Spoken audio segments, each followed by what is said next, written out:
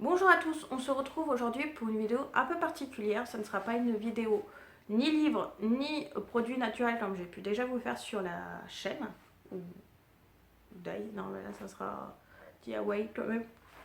Donc ça va être un tuto couture et un tuto couture pour faire une balle Montessori.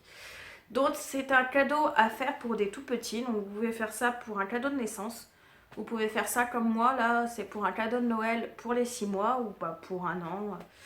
Donc, à la base, les explications qu'on peut trouver sur internet, c'est pour une balle où les quarts de cercle, donc ce qu'on voit en blanc, en fait c'est deux quarts de cercle avec un calisson au milieu. Donc là, les quarts de cercle font 7,5 de rayon. Et pour celle que je vais vous montrer, elle fait 10 cm de rayon. Donc pas d'inquiétude. Pour trouver les gabarits, ça sera sur mon Pinterest que je vais le mettre dans mon tableau couture. Donc ça sera super simple à imprimer. C'est un format A4. Vous avez qu'à la télécharger et l'imprimer. Donc vous avez les deux gabarits pour la balle de 10 cm et les deux gabarits pour la balle de 7,5 cm. Donc je vais vous montrer tout de suite le tuto pour la fabrication de cette balle. Alors, pour la fabrication de la balle, on va commencer par le matériel. Donc, il faut que vous imprimiez la feuille que je vais vous mettre sur Pinterest dans le tableau couture. Là, c'est si vous voulez faire une balle avec 10 cm de rayon. Et là, 7,5 de rayon. Moi, perso, je les découpe et je les mets sur... je les reporte sur du carton. Parce que vous voyez, l'épaisseur c'est plus épais qu'une feuille, donc plus facile pour tracer. Il vous faudra un feutre, celui-là il s'efface à l'eau. Sur certains tissus il est trop clair, donc je prends un feutre Sharpie. Mais bon, après ça, il ne faut pas que ça soit un tissu trop fin parce que ça va se voir. Une paire de ciseaux pour découper le tissu. Une toute petite pour couper les fils. Des épingles. Un tissu uni qui va qu'on va se servir pour les quarts de cercle. Un tissu imprimé qu'on va se servir pour les calissons. De la watine pour bourrer nos petits morceaux.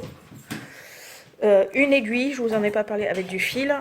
Et facultatif si vous avez une machine à coudre. Mais tout ce qu'on va réaliser, on peut le coudre à la main, c'est juste un petit peu plus long. Donc voilà, on va commencer par tracer nos quarts de cercle et nos calissons sur les tissus en fonction de... donc les quarts de cercle sur le tissu uni, les calissons sur le tissu imprimé. Je vous ai pas dit juste avant, mais sur les vidéos que vous pouvez trouver sur les balles Montessori, y en a qui font plus compliqué pour les gabarits. Ils tracent déjà les cercles, ils prennent un quart du cercle et sur un autre quart de cercle, ils tracent le, le calisson, mais en fait, sur le tissu, sur chaque tissu, en fait, ils découpent déjà les cercles entiers. Le problème, c'est que vous perdez beaucoup de tissu en faisant ça. Il faut mieux préparer vos gabarits à l'avance. Parce qu'en fait, on a juste besoin de quarts de cercle et de calissons, au lieu de découper des cercles entiers où vous allez perdre surtout. C'est pour votre tissu imprimé, où vous prenez que des calissons. Donc les calissons, c'est la partie extérieure de vos cercles. Donc vous avez tout l'intérieur de vos cercles qui est bouffé en fait. Donc vous perdez un nombre incalculable de tissus. Donc c'est pour ça que moi j'ai tracé directement mes gabarits terminés. Alors je viens de tourner, oui bien sûr. Je viens de tracer mes 24 morceaux. Je devais vous en montrer un, mais c'est à la fin que je me suis rendu compte que j'avais déjà tracé les 24. Donc comme je vous l'expliquais juste avant, avec celui-là, il est beaucoup trop clair sur le tissu en jean. Donc c'est pour ça qu'il a fallu que je trace avec le Sharpie. Mais c'est tout simple, hein. Vous posez le gabarit sur le tissu et vous tracez tout autour. Donc comme vous pouvez le voir, j'ai essayé de économiser mon tissu le plus possible. C'est pour ça qu'ils sont tracés aussi près. D'habitude, on laisse de 1,5 cm à 1 cm tout autour. Mais là, comme je le fais à la machine, il n'y a pas de souci. Si vous le faites à la main, vous retracez soit à l'intérieur, soit à l'extérieur, selon ce que vous voulez, la marge de couture, pour pouvoir vous baser sur le trait pour coudre. Mais là, avec la machine, j'en ai pas besoin. Donc voilà, les 24, je vais les découper et je vais tracer sur le tissu imprimé mes 12 calissons. Donc là, comme c'est un tissu clair, là par contre, je vais utiliser mon feutre qui s'efface à l'eau et je vais tracer mes 12 berlingots. Pourquoi berlingots? Calissons. Merci la gare, je t'adore. Et comme vous le disiez, je fais le tour de mon gabarit. Donc c'est pour ça que c'est vraiment plus facile avec le carton qui a de l'épaisseur qu'avec le simple papier d'imprimante. Donc c'est parti pour les 12 calissons. Alors j'ai oublié de vous dire, le tissu là, je l'ai eu, il y a un salon qui se déroule sur Reims, mais je crois qu'il y en a un peu partout en France. C'est un salon hollandais du tissu qui se passe, nous, à Reims, 2 fois dans l'année. D'ailleurs, je sais pas si je l'ai pas loupé cette année. Comme j'ai pas vu la date passer, je sais pas si... Normalement, c'est au mois de décembre, mais là, j'ai pas vu la date passer.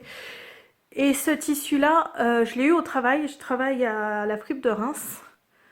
Donc, on peut trouver des vêtements d'occasion. En fait, c'est dans les bennes à vêtements qu'on récupère, qu'on trie.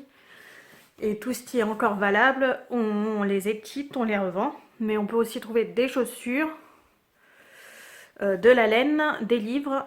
Et là, aussi du tissu, ça peut être très petits morceaux de tissu. Comme là, le jean, c'était 1,50 m sur 1,50 m et je l'ai eu 1,50 €. Donc franchement, ça valait le coup parce qu'il est vraiment nickel chrome. À mon avis, la personne, je ne sais même pas si elle l'a utilisé. Franchement, il était nickel. Enfin, bref, je viens de couper mes 12 calissons et mes 24 quarts de cercle. Et donc, on va assembler les 24 sur les 12. Donc, en fait, le principe, c'est de mettre endroit contre endroit. Et les deux arrondis, on va le montrer comme ça, ce sera plus simple. Donc on essaye que ça corresponde le plus possible. Moi j'épingle. Donc après on coud là. On prend un autre morceau qu'on coud là. Et après on va coudre. Oula. Donc on en coud un là. L'autre on va le coudre de ce côté là. Et après on les assemble comme ça. Je vais vous montrer. C'est parti. Donc voilà. On prend. Ah. On va prendre nos aiguilles et on va placer les deux tissus ensemble pour qu'ils soient bien alignés. Hop.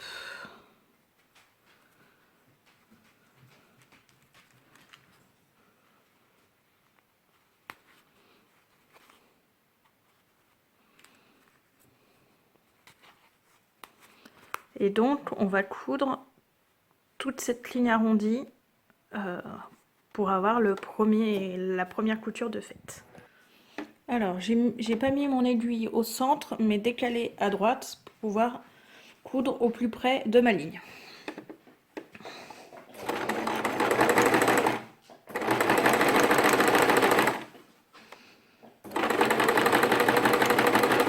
Donc en fait le bord du pied suit vraiment le bord de notre tissu.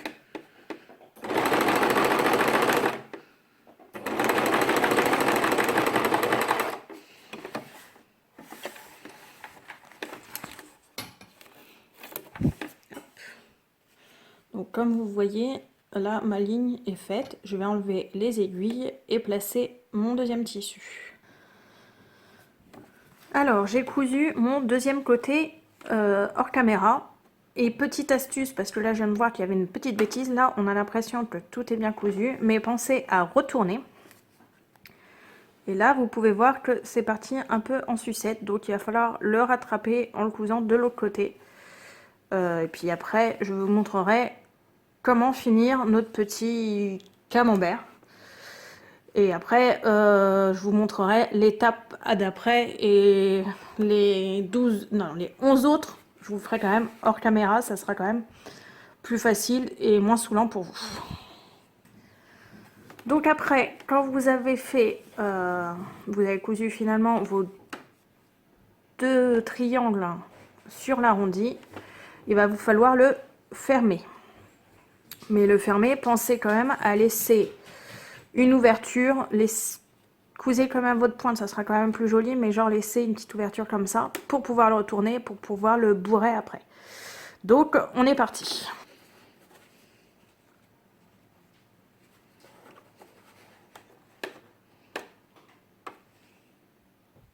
Bon, maintenant que le chéri est enfin sorti, je vais pouvoir vous montrer quand même comment je couds.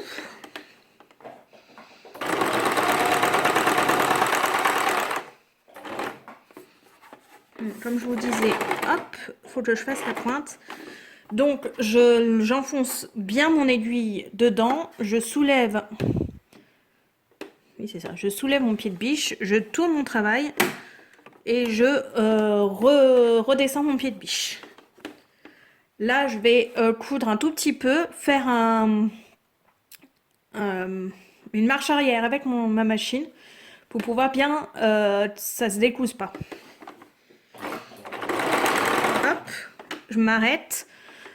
Sur le côté, j'ai la marche arrière, j'appuie sur la marche arrière, je fais quelques points de marche arrière et là je m'arrête, je soulève, je vais couper mon fil pour pouvoir recommencer un tout petit peu plus loin.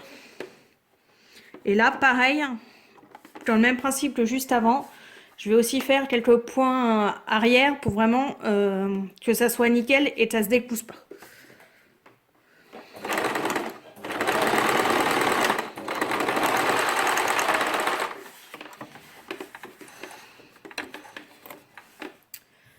Donc, on se retrouve. L'ouverture, je ne l'ai peut-être pas laissée énorme.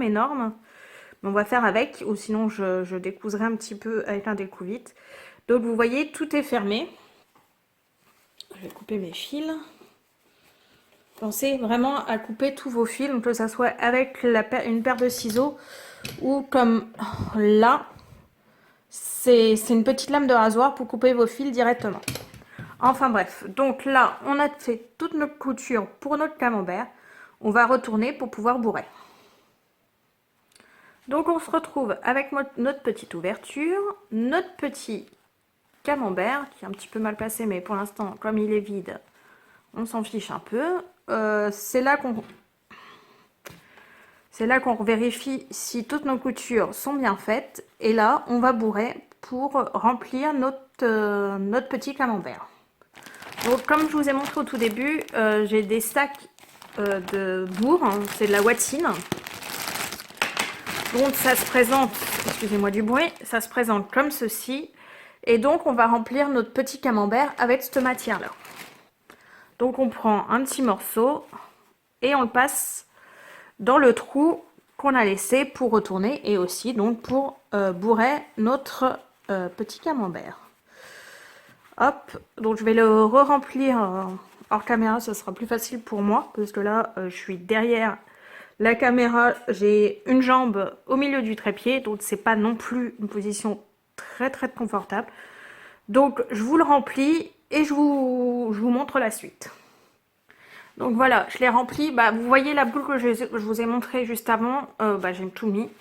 Donc pour l'instant c'est pas super bien placé, là vous pouvez voir les coins ils sont pas bien mis. Mais je vais déjà fermer l'ouverture au point invisible. Donc prenez une couleur, alors soit si vous avez la couleur jean est vraiment au plus près de la couleur. Je sais pas du tout si j'ai couleur jean, faut que j'aille voir. Sinon, je pense qu'avec du noir, ça ira très bien. Donc en fait, le principe du point invisible, c'est que là, vous allez bien remettre vos bords.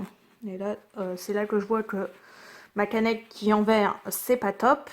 Et donc, hop, Donc vous replacez bien et en fait le principe c'est de coudre vraiment sur le bord intérieur de vos deux lignes pour fermer correctement votre carré et après votre triangle plutôt. Et donc après il vous restera plus que les 11 autres camemberts à faire pour passer à l'étape suivante. Donc je couds ça parce que je pense que ça va pas être évident à montrer à la caméra. Et je vous retrouve quand mes 12, oui c'est ça, mes 12 petits camemberts seront faits pour vous montrer l'étape suivante. Alors, je devais pas vous reprendre maintenant, mais vu la grosse connerie que je viens de faire, je vous la montre. Bah, comme je vous ai expliqué juste avant, normalement, on laisse une petite ouverture. Ouais. Et ben, j'étais tellement bien partie, ça se fait pas le focus, mais bon, on voit quand même, que bah finalement, j'ai oublié de laisser un trou. Donc, il va falloir que je démonte une ouverture pour pouvoir le retourner et le bourrer. Donc voilà, voilà la grosse connerie que je viens de faire. À tout à l'heure. Alors, j'ai cousu tous mes petits camemberts et tout à l'heure pour pas user beaucoup de tissu, j'en ai 4 qui ont les couronnes comme ça et les 8 autres qui ont les couronnes comme ça. Donc ceux-là, je vais les mettre parce qu'en fait pour les monter, on a 2 fois qu'on va les monter comme ça, donc au niveau de la pointe et donc aussi à ce niveau-là, et donc 2 fois comme ça et une fois où ça va être couché. Donc là on les voit là, ça va être couché, donc ça va être mis, en fait ça va être mis hop, comme ceci, donc ça va être cousu au niveau du centre et au niveau des pointes. Et pour l'autre, ça ils vont être comme ceci en fait. Et pareil de l'autre côté. Donc voilà, je couds par lot de 4 et je vous remontre. Donc la prochaine étape, c'est de monter 2 fleurs et un 4 à plat. Donc on coud au milieu et chaque pointe. Et là on coud juste là et juste là. Et après c'est juste une question d'assemblage. Le à plat va être au centre des 2 fleurs. Donc on le pose comme ceci. Hop. Et on coud à ce niveau-là à chaque fois. Et pareil pour de l'autre côté. Et donc ça va vous former la balle. Et voilà, plus que ça, et c'est fini. J'espère que le tuto a été assez clair, que c'était assez compréhensible. Si toutefois, et que vous avez encore des questions, n'hésitez pas à me les poser. Si vous créez une balle en suivant mon tuto, ça serait super gentil de me taguer sur vos photos Instagram, que je puisse voir les différentes balles, parce que comme vous avez vu là, malgré la différence de taille, c'est surtout la différence de tissu qui change, parce que là vous avez du jean et là vous avez du polaire. Franchement le style change beaucoup. Bon, après le tissu change aussi, le coton qui forme les calissons, mais franchement en changeant les couleurs ça change vraiment une balle.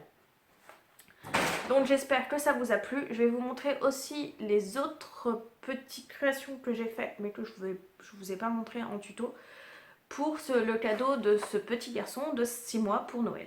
Donc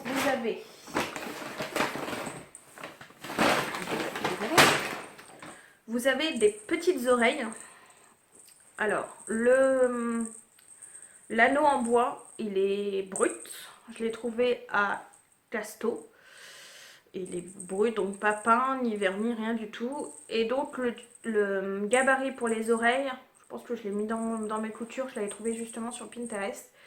Et j'ai rajouté des petits grelots que j'ai trouvé chez Audio.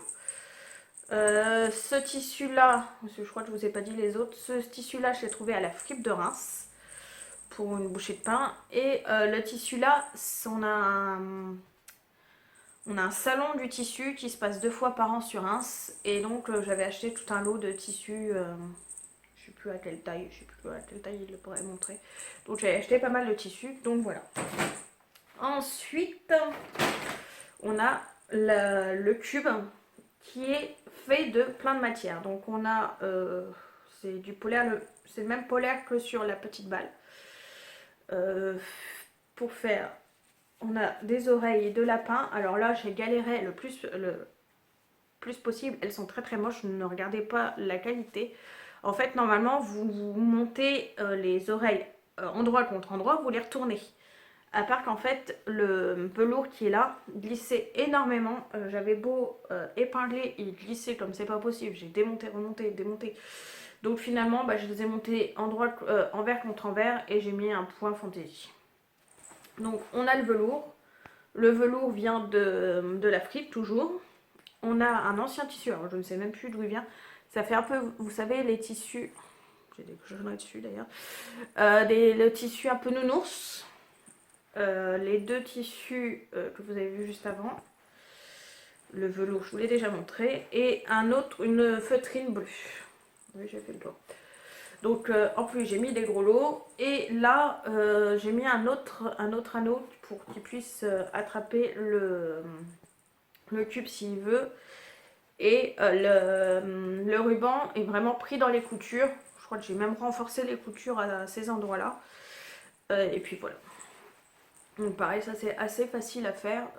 Ça rappelle un peu les cours de primaire où on faisait des montages de cubes en papier. C'est le même principe. Donc voilà. J'espère que la vidéo vous a plu. J'étais assez claire dans mes explications.